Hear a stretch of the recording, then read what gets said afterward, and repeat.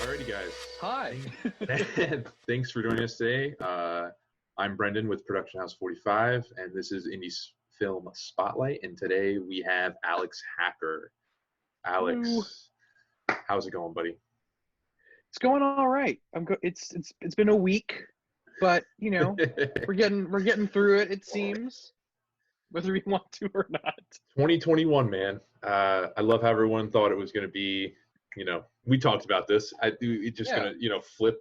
No, All horror movies have we're sequels, all horror movies have sequels. They're on like Jason 18 now. If you guys don't know the name Alex Hacker, which you guys should, Alex started his career in television with working as a development assistant for Olive Productions, and then went on to work on Where We Met, HBO's I Know This Much Is True, as a director assistant for Derek Sonfron, and that's awesome. Honestly, Sonfron. How do you say his name? Scene France. I remember day one. I was like trying to figure out how to say it, and everyone said it such a different way. So I was always like, I hope I'm not in the situation. Well, the thing is, I think we had all these actors come into audition, and everyone asked me like, so how do you pronounce his last name? Because he makes really intense movies. I know you don't want to be like, what's your last name? It sounds like very like artsy and European, but it's like the guy's from Colorado. It's Scene France. That's what I'm saying. That's why I like when I go into it, I'm like, I can't be in a situation where I have to like do this because I'm gonna butcher it and I'm gonna look so silly doing it. But yeah. And that's where we met. He's a great guy, great director. It was awesome working on that with him. And honestly, if it wasn't for him, we wouldn't have met. And I know, Alex, my man, you are seriously one of a kind, dude. You are such a brilliant unicorn. I was gonna say you're such a brilliant writer, such an amazing director, and just an all-around great person. And I am so glad you had the time to. No, stop. Join us. I know. Don't. This is just gonna be a fanfare. But Alex, thank you so much again for joining us. Happy to be here. So as a writer director, what is the biggest thing you kind of focus on when it comes to basically developing an idea? Do you start with a script idea? Like what comes in first? Is it your writer side or your director side? It depends. Half the time, usually it's an idea for a single scene. It's something like, usually I do this thing where if I hear a song I like, I'll just run it into the ground a million times. And usually with that song, I have an idea for like a scene in a movie that song could be set to. And then it's like, and if it's a good enough idea, I'll go like, well, that's a good scene. Like, where can I put that in a movie? I'll write the scene down and I'll like put it away. And then later I kind of go back to it and go like, oh, that's that scene, I can put that here. Or it's just kind of, I go like, well, what happened before that scene? And then I think about what led that character to dance like that, or whatever the song may prompt in me. And half the time, the other half of the time, it's I'll read something and go like, that's like, I wrote a script that I believe you've read called The Jealous God, and that was, I read online, this guy who'd been a faith healer was like, here are the parlor tricks that they used to make people believe that I was healing their sickness and their cancer. Please excuse the cat that's clawing at the door. And I was like, oh, that's really interesting. Like faith healers do it that. Oh, hello. Oh, I already have one. Thank you. I just opened another beer. I love you so much. Thank you. You're perfect in every way. Yes, please have that one. I love you. My girlfriend, everybody. She's a gem. But yes, so I read this article where this guy was detailing like the grift side of being a faith healer and like the kind of magic tricks and parlor tricks and kind of covert hypnosis that goes into making that seem authentic. And I just kind of sat with that and I was like, well, what if I make a movie about someone who does these tricks? And I wrote a movie around that article.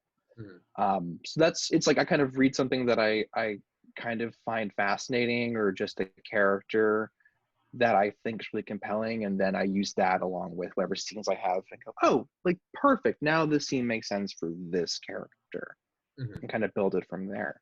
I have so many half-written scripts though. Usually, I feel like everyone does. Everyone has that one thing. They're like, oh yeah, we're still working on it. It's still coming together.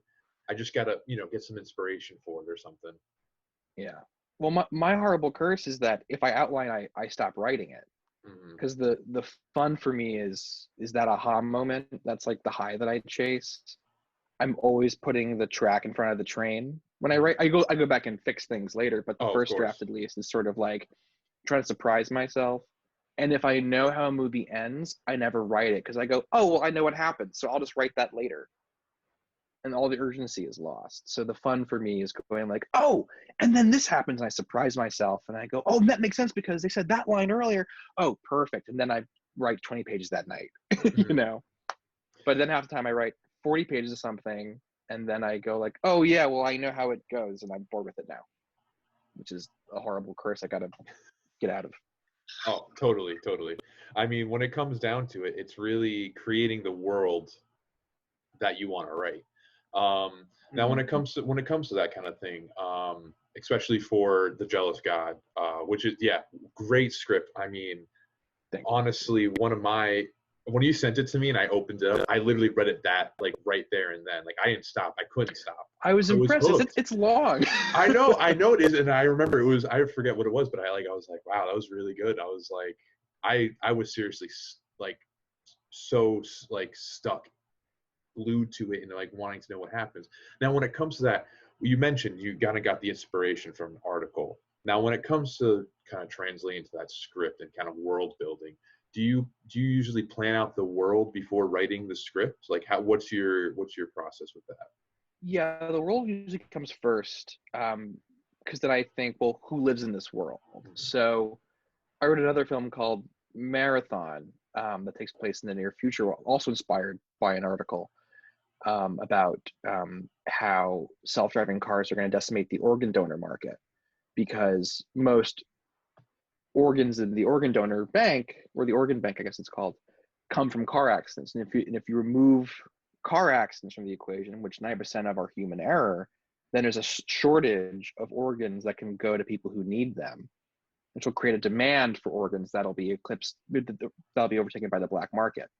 And I was like, well, that's really cool. There's a movie, That's and I wrote a movie around that. Yeah, that's take crazy. that, Tesla. So I was like, well, that's a fucking, I never thought about that. So I wrote a movie about, what happens in a world where self-driving cars have been a thing for 20 years and people are sicker than ever. Um, I forget how we got to this point. Yeah, so it's like so you make the rules of the world and everything else follows. Because as long as you're consistent in what isn't possible, it makes your job so much easier.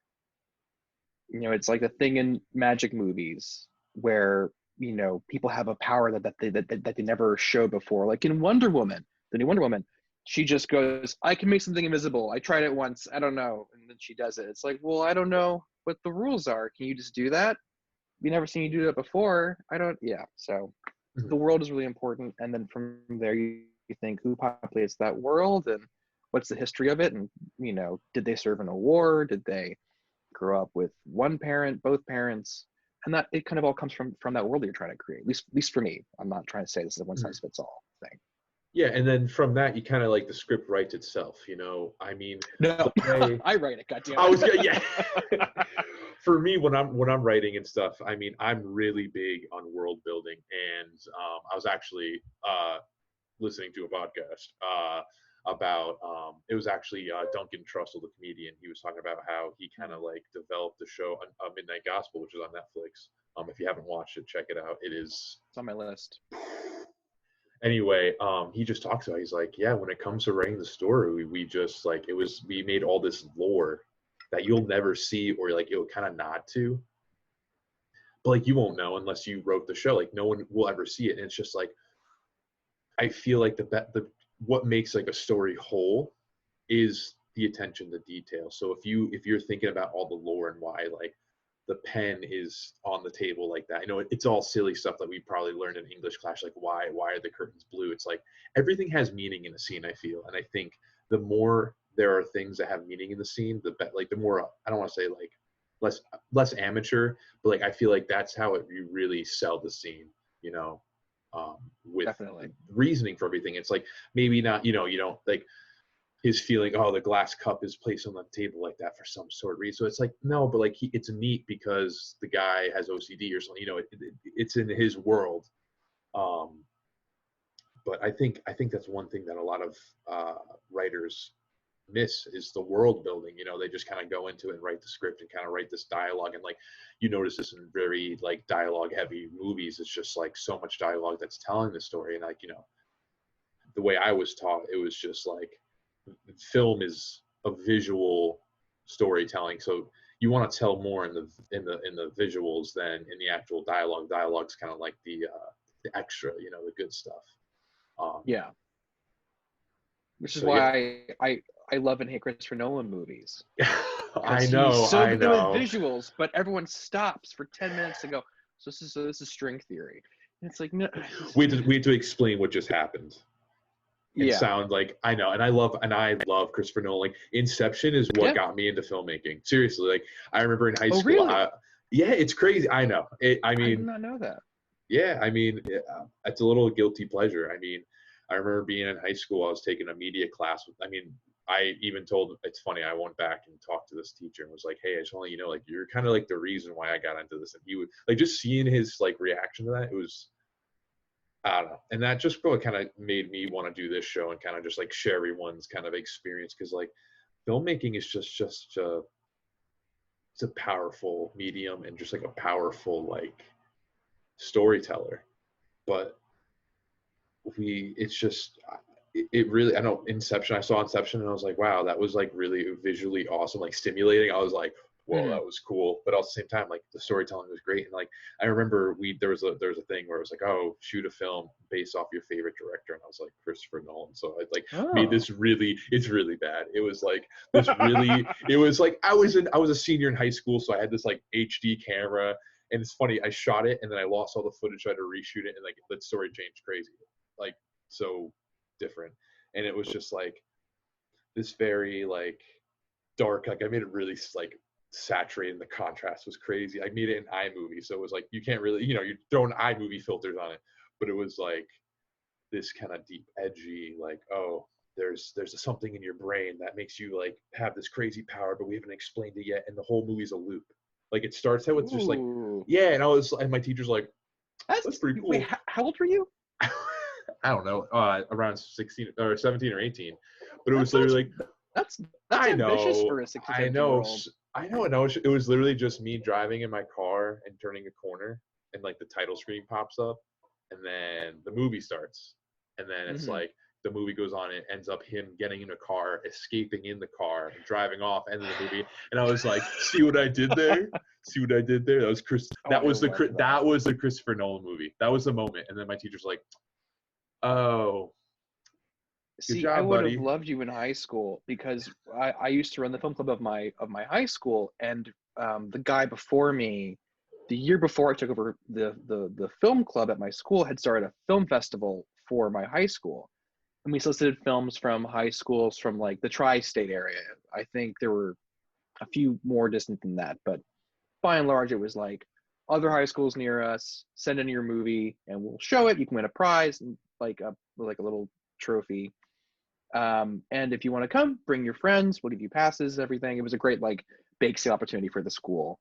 And yeah, which I think more schools should take advantage of, especially with like younger art. I mean, in school, that was my big thing, like was just even showing the class. And then when we did screenings, I was like, it was just a magical moment, you know? And I feel like everyone, especially like filmmakers, should feel that. And I feel like starting that even younger, like. Well, I met people through it that I still work with today.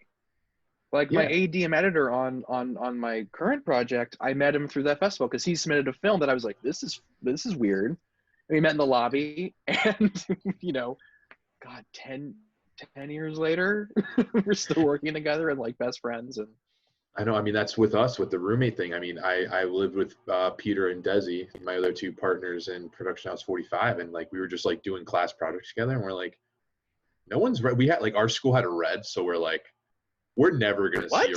Yeah, I know. That was the only thing that was like kind of our like. We were in the. I went to a SUNY school in the middle of nowhere, and their big pull for the film production was like, we got 2 reds, and I'm like, yeah, I guess I'll go there.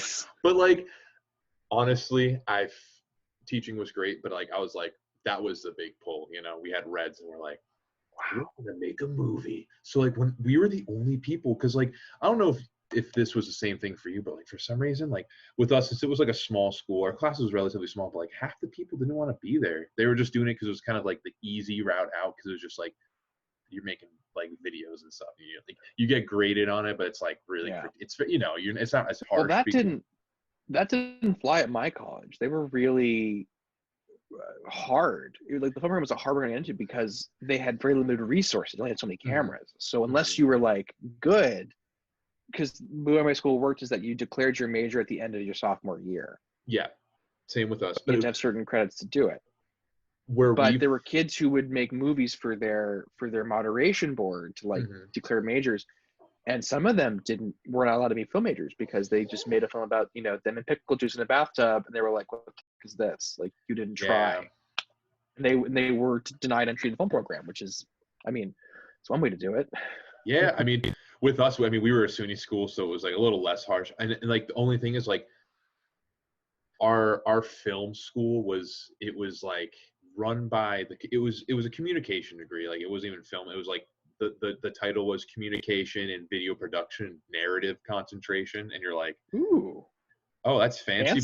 But at the same time, like our school, I felt focused more on like the news and like broadcasting over film. And like we didn't really learn true film stuff until senior year, and I'm like, why am I learning this now? Like I felt so like robbed a little bit. And this is where my friend like me, Desi, and Peter were like, hey, it was our senior year, we finished our capstone, and we're like, we have about a month or less left here at school where we have access to this equipment, and that we'll never have access to again for free because we're students there. Let's shoot as much as we can. And we shot through 3 short films. Hey. And honestly, that's where this is like where it all was born. And it was just like working with them was great because it's like, wow, they're really like determined to get stuff done, especially when we're crunching. And it's like we have a red, and then like we have the daylight. We don't have a lot of like we have equipment, but it's like what can we work with? And that's kind of like the whole indie thing happened, and like so PH45 was born. And fuck yeah. It really, honestly, kind of changed me, and that's what really got me into film. The whole indie aspect of it, kind of running and gunning, and also just kind of like, let's just do this. Like, let's make this happen. Well, we met on the biggest indie film that ever existed. So. I know, HBO. I've never heard of them. Yeah. I mean, but that's crazy though. You meet, like, I met you, and then you're like, we got to know each other, and you're like, hey, I write these scripts. Do you want to check them out? And I read them and was like, Alex, this is awesome. Like, I'm not just tooting your horn. Like, this is really good.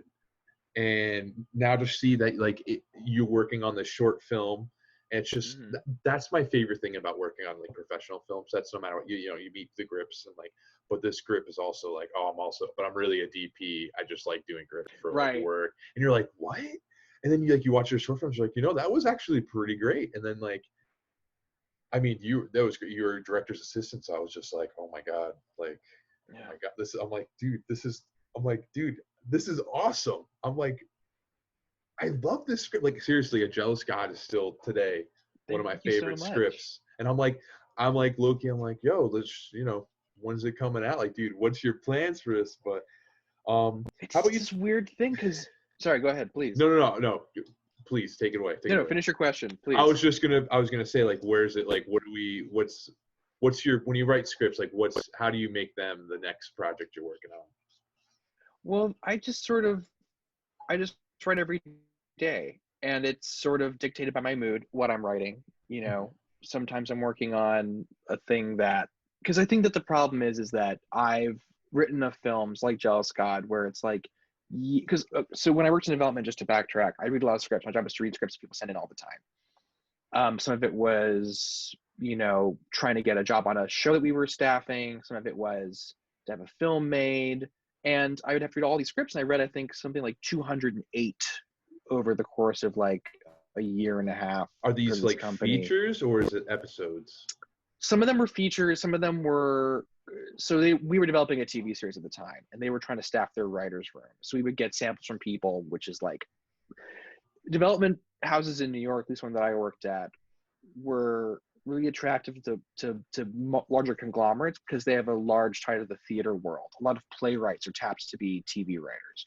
So you're seeing theater, you're going to shows, you know who's the hot young thing, and they send you scripts. So we had a lot of plays that were sent in that have since gone on to be moderate Broadway hits, you know, like things that you've heard of, I'm sure. Where you're like, oh yeah, I heard of that.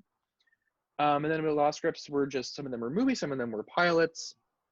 I read a lot of stuff, and part of me would go like, I read a lot of scripts that I just went like, well, if they have an agent, I'm fine. Like something really bad. And I was like just like, crazy. okay, You're like, I'm they fine. made this. Like, I'll be fine. I know. But then I would read things that were so good it made me angry, and I would go home that night and just be like, I gotta fucking write something that good. Like there were 3 or 4 scripts that I read that I was really passionate about, that I was like, we need to make this movie or this show, whatever it was. I bring them to my boss and I go like, hey, here's a really good script by this guy. He has like 2 other credits of like a show, but like this movie is incredible. And she'd read it, and then she'd go to me and she goes, yeah, but who's gonna see it? And I was like, but the story of this one-handed farm boy is really good. But she was like, no That's one's the gonna toughest watch it. thing. You got to pitch it to these huge companies, you know, to get like to be the next thing, and it's just like, no. Well, it's really dictated because I one of my first internships was doing development as well, reading scripts that came in. And most of the scripts that are being sent into these production companies are being read by 20-year-olds, you know. So it's not a hard and fast rule, but most of them are younger people who are just out of college or in college who are reading scripts, because it's, yeah, if you have any like, if you're film literate and you know how to like phrase things, you read a script and you go, yeah, this didn't work because this character's underdeveloped, or like we never get a real sense of time and place. You kind of write that out and diagnose a movie, which I find really fun. I love reading scripts and going like, no, it's really great, just write an ending for it, kind of thing. But we read a lot of scripts, and some of them were great, some of them were bad, and the ones that tended to kind of fall upwards were the ones that spoke to someone higher up. Mm-hmm. You know, if they had a mom with cancer growing up, then they're going to love this script about a kid who cares for their parent. You know what I mean? Yeah. It's not a hard and fast rule, again, but in my experience, there's a certain level of resonance that it has for someone higher up the ladder that goes, this is what we're going to focus on. They don't all get made. There were some things that we were developing that were going to be like, I remember one of them got really far at a certain network and had like full approval. They were trying to cast it and write it, and it's never happened. And this thing had like a lot of juice behind it, and like a really, really big name wanted to happen, and it just never came about. And I kind of every now and then I Google it, like, is that still happening? And there's not a peep of it. So you never know. Like it's really the most random thing in the world, and that's both liberating as like, hey, maybe my thing will be the random thing that makes it, and also disheartening of like, I can write The Jealous God, but who's gonna see it? You know, who's gonna really sit down and watch this long movie about faith healers? You would, because you're cool and you have taste. But as a selling point, it's this idea of like, yeah, I'm writing this thing, but who's gonna want to watch it? Which is why I try to like write, like I do the one for me, one for them. So like I do one that's really personal and like subtle and weird, and you know, period piece, father daughter or whatever. And now I'm writing a zombie movie. Exactly, but like, that's the thing. When it comes to indie, I think when it comes to indie film, the best thing about those, it's like with indie, it's like, let's make this. We got to make this. They're not going to make it, but let's make it because it's us. You know, it's like we can make this run and gun. And I think that's my favorite thing about indie, because it's just like, just make it, see what happens, you know. And it's just, sometimes it's very liberating when you write something like this, and it's like, you know, there's only one way to really find out if this is going to work or not, and let's just shoot it. And I think, you know, it's easier to show them the movie that you're seeing than handing them the script. Like, what do you have to feel like? What's your input on that? I mean, I think the script is the one place where you can kind of let your imagination run wild, and if you can write well enough and really paint a picture. Because I've read scripts, like if you read the script for Lady Bird, for example, it's very spare. Mm-hmm. It's like Lady Bird takes communion, and that's it. But Greta Gerwig was going to direct it, so she writes it and she knows what's going to look like. She doesn't have to tell anyone what's going to be on screen or how long the scene will be. She can just be spare because she knows in her head what's going to be in the end. But if you're just writing for some other person, usually someone who you're hoping will want to buy it or produce it, then you have to be a bit more colorful and vivid and really pace it out. And then you go back in your second draft and go, oh, there's too many words here. And you like cut a few things. I remember one of the first scripts I ever wrote, I wrote a scene. I was 15 and I wrote my first feature, and it was a scene where a guy goes into a bathroom, and I wrote something to the effect of like, you know, it smells really bad in there or something like that. And someone's like, no one's gonna know what it smells like. Like no one watching who's gonna know what it smells like in there. Cut that out. Yeah. And there's also things that, yeah. And there's certain things too that just are for a director to decide. Mm. You know, and sometimes you can write things. It's like, that's not really up to you. like you don't dictate camera angles in your script. Don't do it unless it's really important. And like, I was gonna say, with being like a writer director, do you find yourself writing like camera stuff in there? Because I feel like that's like a big thing. You kind of like, a lot of people tell you not to do, you know, write it so people, like you were saying, it's a visual thing. You kind of want to, like, no one's gonna, don't write the smell, no one's gonna smell it, you know. It's a very visual speaking thing, because that's how I was taught. It was always like, when you're describing the scene, visualize it, don't just I'm sort of two minds about it. I've produced my own work and had others produce it.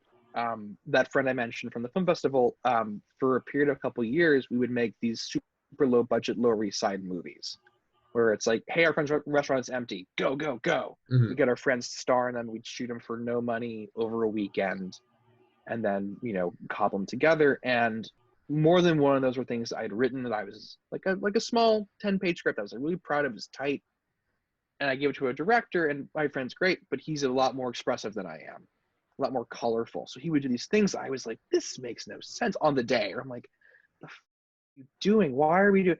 But then you see it and you go, oh, his mind works so much differently than mine does.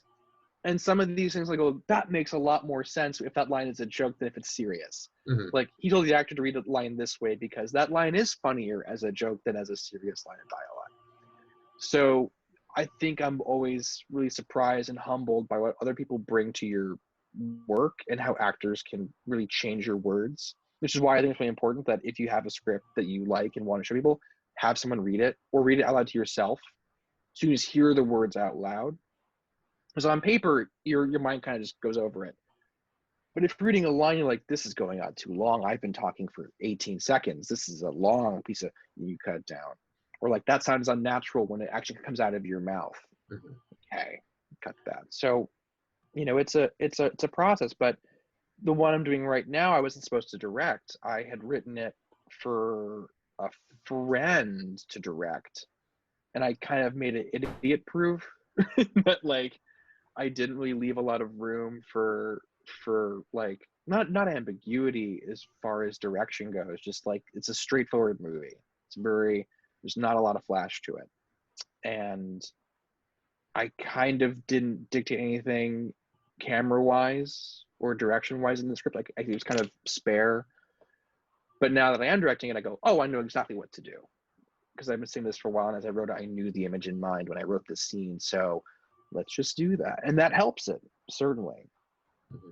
Now this is, you're talking about Play, a short film. Yes. Sorry. Yes. You want to go a little more into that? I know that's something you guys are kind of working on now. You want to just, you know, sure, kind of give the viewers a little taste of what you're working on.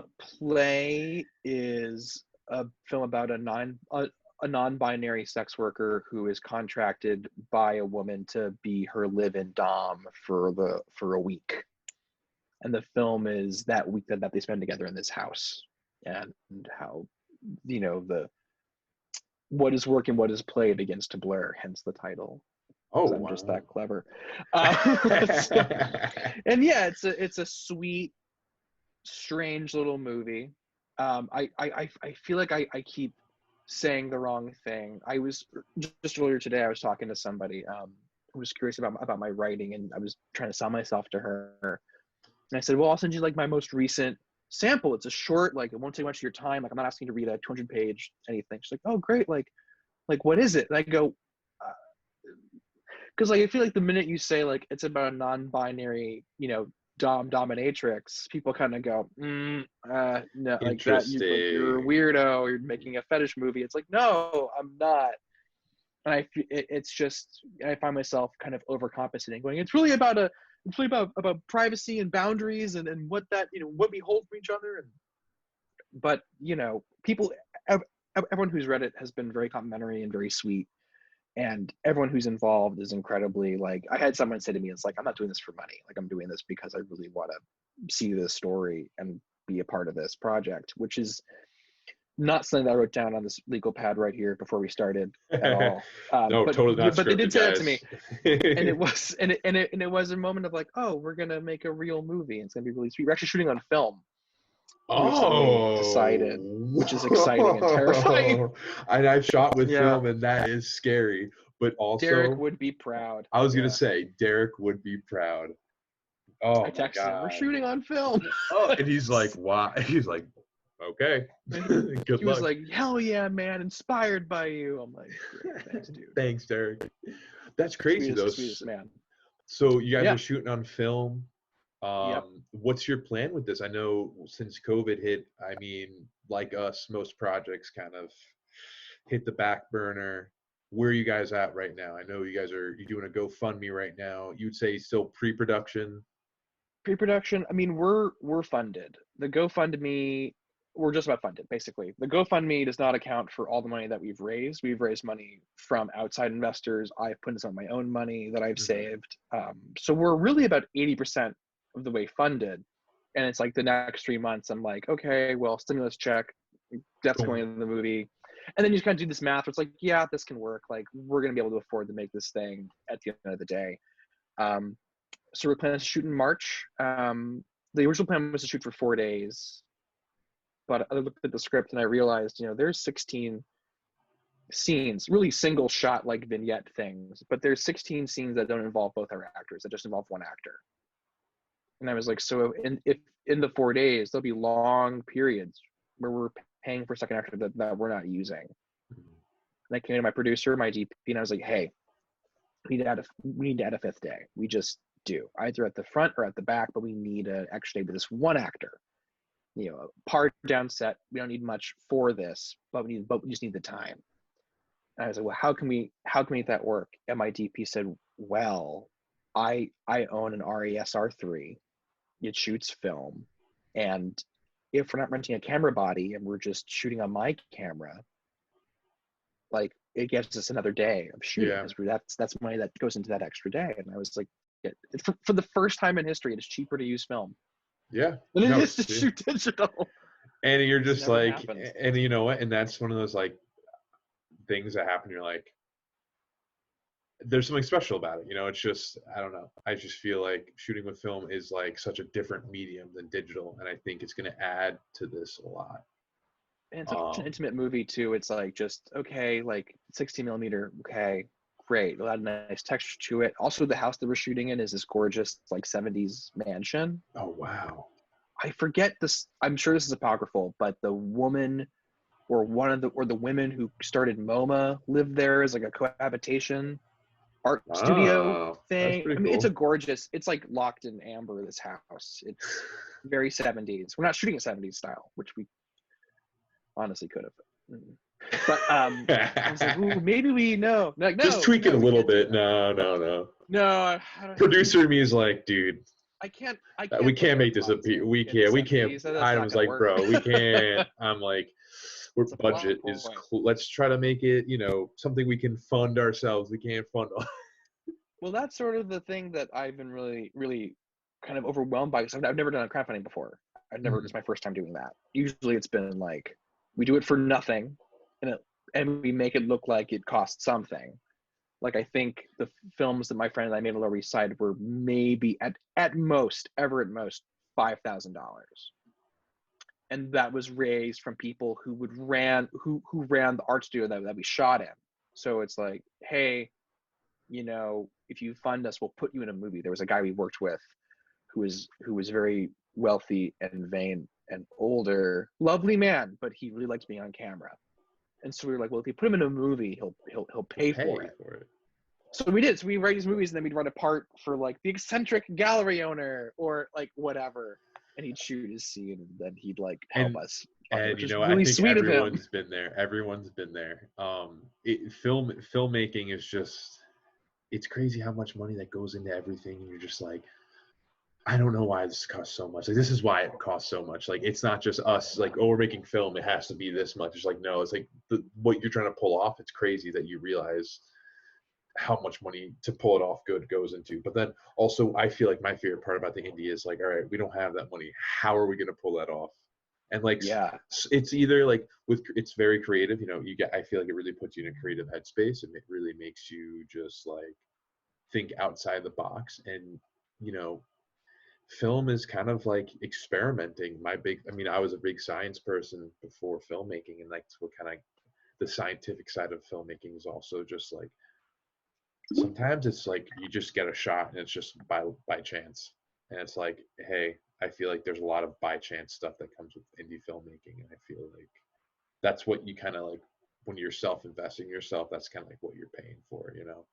oh And especially with indie, it's like you have to work with the small budgets. So you're like, all right, a lot of time you're not paying crew, or you're paying them a lot lower than their rate, or, you know, it's really fun, especially connection. I feel like connections is such a big thing when it comes to this, and, you know, definitely. finding those people who will do you a solid and really, you know, take the time out of their day to work on your passion project.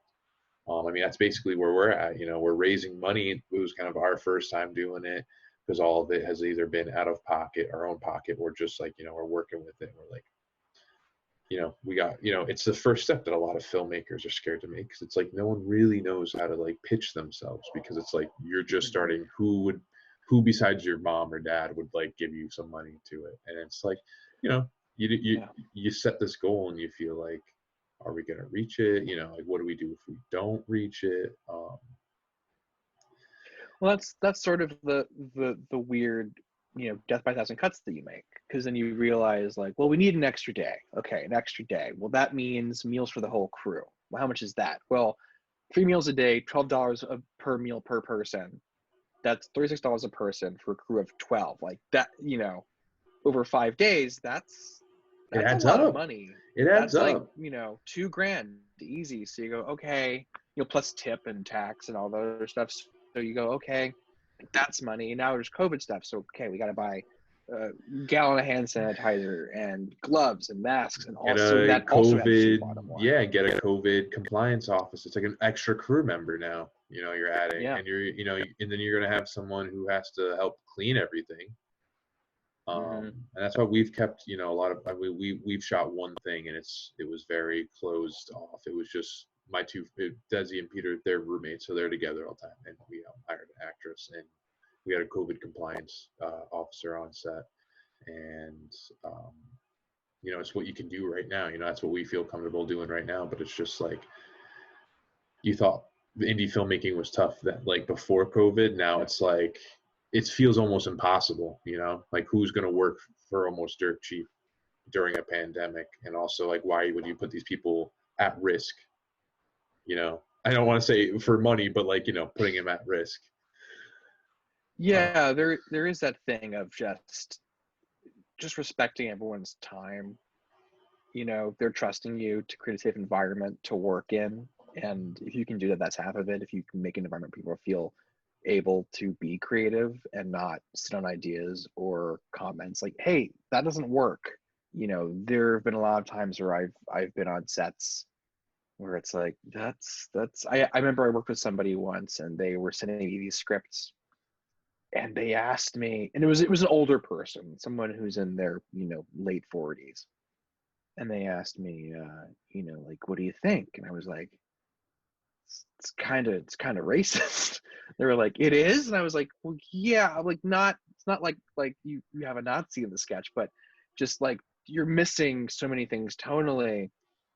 And I was the first person, because their friends were like, this is so funny. Oh, it's great, because they just either didn't read it or were just like very, want to be supportive. But there's not Right. that person to be like, no, like just think about this. Like it's not an unfunny sketch, but you need to think about what you're laughing at. Like who is being laughed at and why.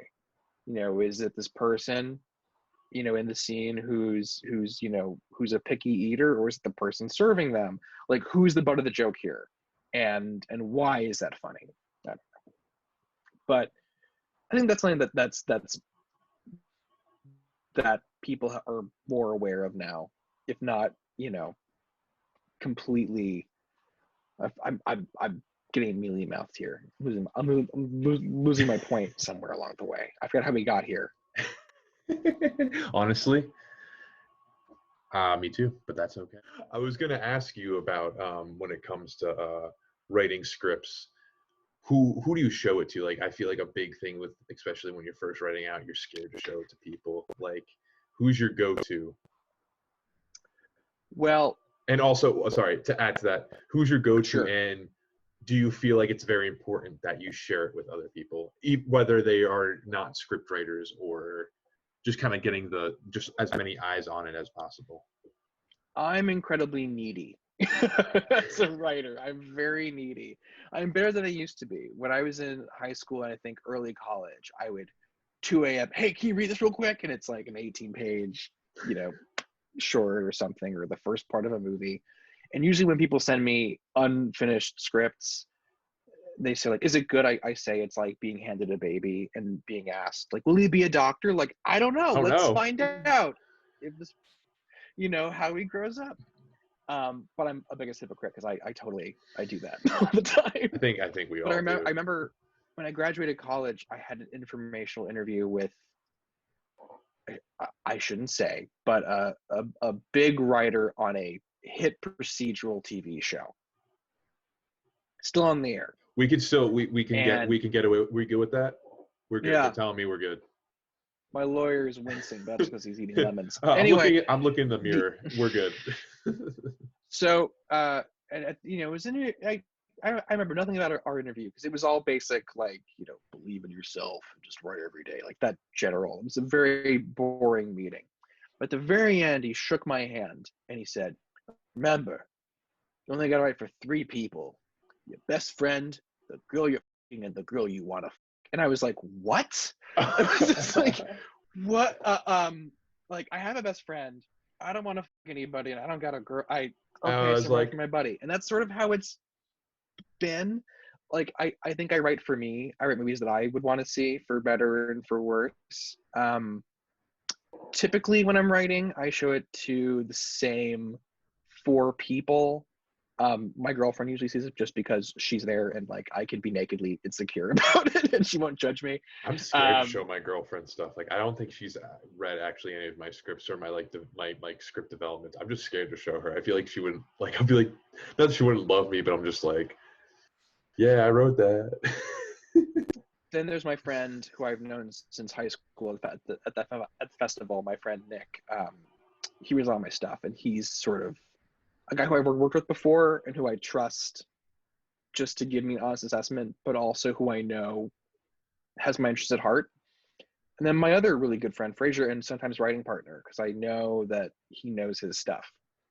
And so recently I'm writing this movie, and there's a plot point that occurs at the halfway mark, and I was sort of like, I had a weird week. I wasn't quite feeling. I was kind of writing this plot point begrudgingly, and I was like, I'm not passionate about this plot point. Like, maybe it doesn't belong here, but I do like it, like, on paper.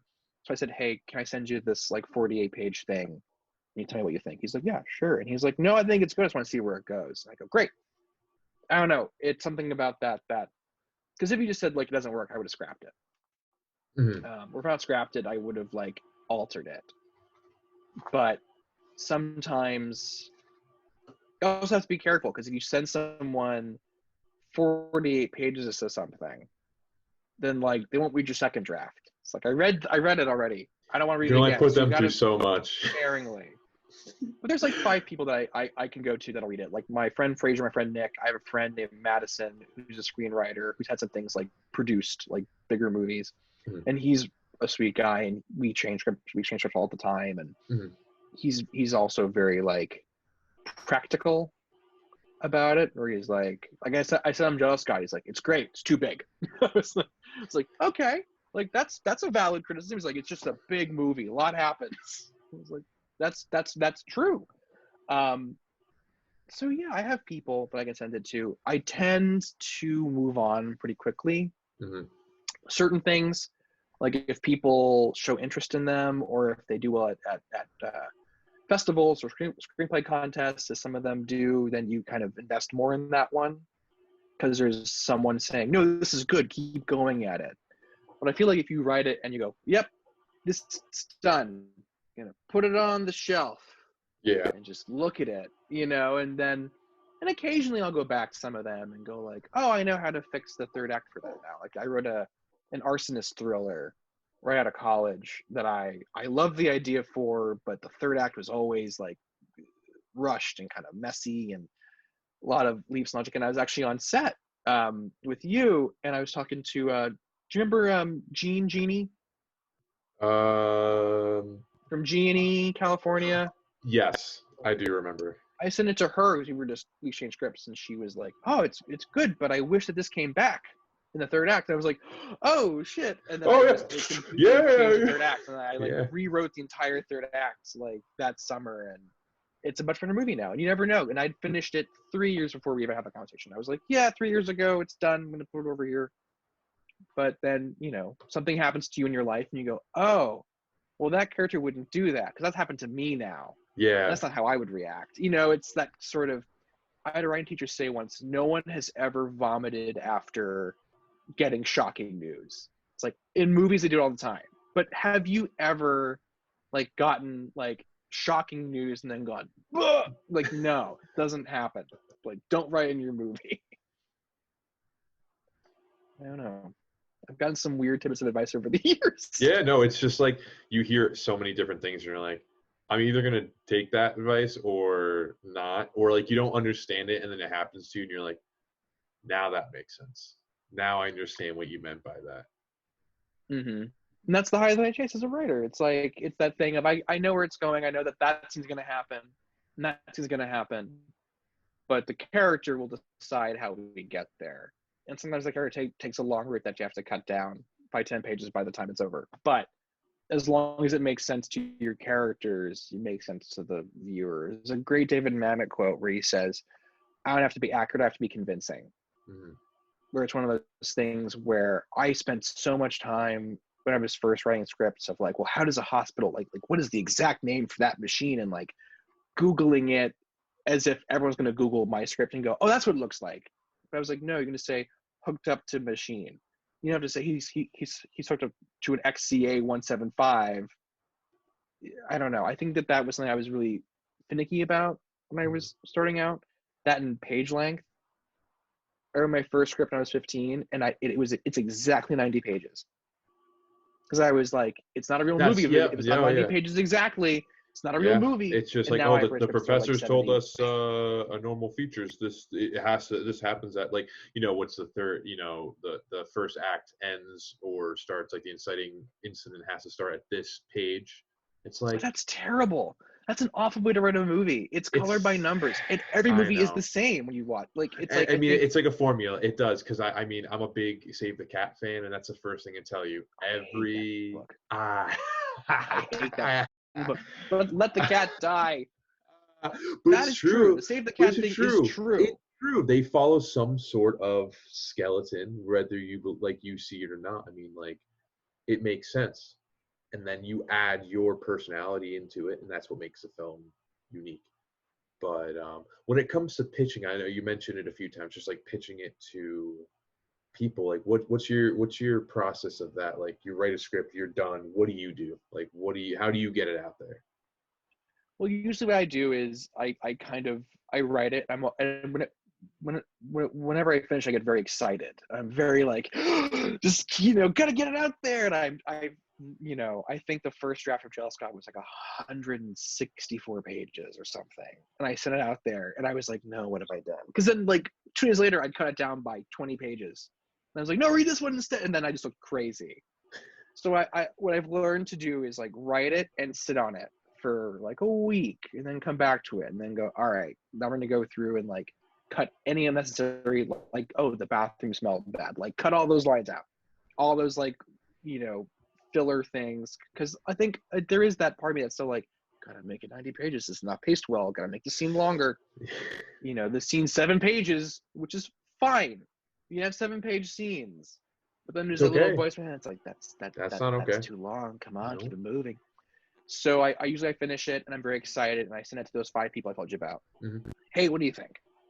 And I get their feedback. And if I hear the same note twice, then I go, okay, that's gotta do that.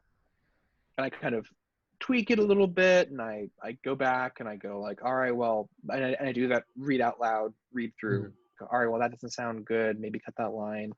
They said this too many times. Like, these characters sound too alike. I'm going to add something to this character. And then I typically send it to people who I know who have, like, someone I worked with on the show has been a part of some really big productions over the years. And I emailed her and I was like, hey, you've read some really great scripts. Like, what do you think of this? Yeah. And then I kind of hear it from her point of view. And she goes like, well, as someone in my position, what I find attractive about it is this. But I'm wondering, you know, this ending, does this person have to die? Kind of, and you get that note where it's like, it's friendly and not life or death. So you can kind of get that note in a place where it's safe to kind of not defend yourself, but go like, oh, I didn't think about that. Mm-hmm. And kind of be honest about what you do and do not know about your own movie. And then I think from there, I start showing to people who are other writers and people who I know have interest in these sort of stories. Like, I have people I know who want to only read my, you know, robot arm stuff, my zombie movie, and then there's people who want to read Jealous God, mm-hmm. and you know the male escort movie I wrote. These quiet little character pieces that I also enjoy. Mm-hmm. And I just kind of find my audience, and sometimes it becomes something and they go like, yeah, can you make this a short and we'll shoot it? And I go, yes, absolutely. And then you write that short and they shoot it. And then sometimes they go like, yeah, it's too big. It's like, or who would see it? And you go, that's fair. But what you have is another writing sample and something to show for your time. I think that the biggest thing about this COVID thing is having something to show for my time. You know, Jealous God was finished in the first month of quarantine. And I felt great for that month. You know, it was like, I did a thing. And then, you know, it was end of summer and I go, I gotta have something else. And then, you know, I wrote Play and that's happening. And I'm writing the zombie film. I'm on page 72 of as of last night, which is really exciting. And just keeping busy. And I never kept a diary. I wish I had. Now. Oh, I have one, dude. I have a journal that I keep at my side, and it's just like, I'm getting a new planner too, because Desi, my buddy, he got one. He's like, it's so nice to have like something that schedules your day. Then also you can just write down little notes that happen on that day. And I'm like, there are so many. I tell everybody this. It happens. You have that idea, and if you don't have something near you, man, you lose some pretty good ideas. You think you're gonna think it. I'm telling you, you got to get one. I will. My problem is that I just don't think I'm that interesting. It's like I woke up and I ate toast. And then I went on. You gotta write it down. And I like Googled what that word meant, and then I watched Chopped. It's like I just always go like, this is. There's a story somewhere. But what I do have are these scripts, and I can look at the script I wrote when I was 15 and go, oh, I know who this kid is. He has no idea how alcohol works, and he thinks swearing is really cool. Cool. Yeah. Like, I know who this kid is. Like. It's like, okay, and I read the script I wrote when I was 16, and I go, all right, this kid is angry, really angry.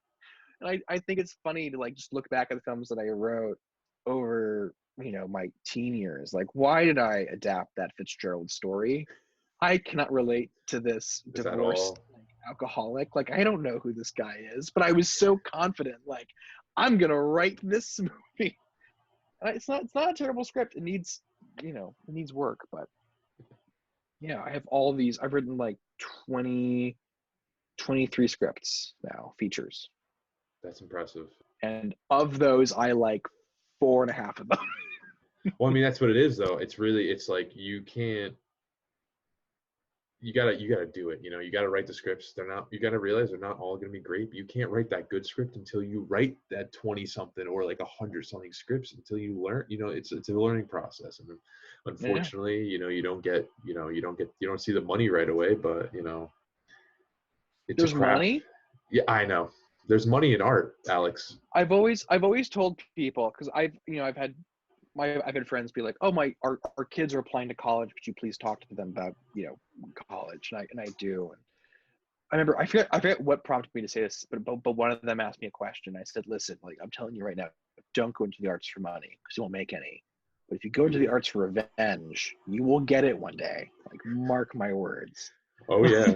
that you will get. That you will get. You will get. What is something you would tell somebody who is either like a first time writer, director? What's some advice you would want them to have? Right, just write what you want to see, what would make you happy. I feel like people tend to write things. I remember I went during a college interview, this guy talked to us. He's like, yeah, adaptation is great, but I'll teach you how to write movies that'll sell. And I feel like people tend to chase these trends that they see. Like, I cannot tell you how many Rick and Morty knockoffs I looked at my development job, how many Get Out knockoffs there were. And it's like, well, that was a hit, I'm going to do that. And that's not what you need to do. Just write something that you want to see, that you care about. And like, write what you know is not a literal thing. Write what you know does not mean write about yourself. What it means is, hey, if you've lost someone, you can write about loss. If you've ever felt, cooped up, you can write about, being in prison. It's just emotions it's based on. It's not about experience, but emotion. Like, I know what it feels to be lost. You write a, Desert Island movie. Like, you can do those things as long as it's emotionally true to your character. And it's a movie that you'd want to see. It's no fun if you're not having fun. If you're bored writing it, but be bored reading it and watching it. Because if you're just, all right, and then they go to the store, like, no one's gonna go give a. They're just not. So if you have fun writing it, they'll have fun reading it, and they'll have fun watching it. But if you're writing a movie about the Civil War because you think you're supposed to, it's not going to be good. Have fun, buddy. Yeah, like, that's, I think, because otherwise, what's the point? If you can't have fun making stuff like art, then, or I mean, look, it is work, but it should inspire something in you that makes you want to do it, not because you want to win an Indie Spirit Award. Yeah, it's like the meaning behind, like, you want to make it because you want to make it. And I feel like that's the best. That's how you gotta get the best product. It's not about the money. It's literally about the craft. The money is just also awesome. Oh yeah, and there are certain films, and I'm not going to say what they are, but there are certain films that came out this year where you can tell that some of these writers don't like their characters, and not in a way that's like, oh yeah, but they're the villains. Like, no, this person's motivation's half baked because the writer can't understand why someone would do something like this, and there's no empathy there, and it makes a character feel unreal. Yeah, it's like, don't write characters if you don't know how they feel. And if you don't know, I mean, you can do that, but I also think it's just a matter of like, but understand where they're coming from. Like, I've never lost a child, but I can write a character who wants revenge because I understand. Oh, that's right. They want revenge. It makes sense to me, and I like this character and want them to get that revenge. But if you're writing, I mean, there was a film I saw recently where it was like a character who cheats, it was like that character who's like, you cheated on me, and they're cartoonishly evil. It's like, well, yeah, because this character doesn't feel real because everything like they're saying is just what the author thinks a cheater sounds like, and they hate this person. I don't know. I just think it's interesting to see what people think of their own characters sometimes. For sure.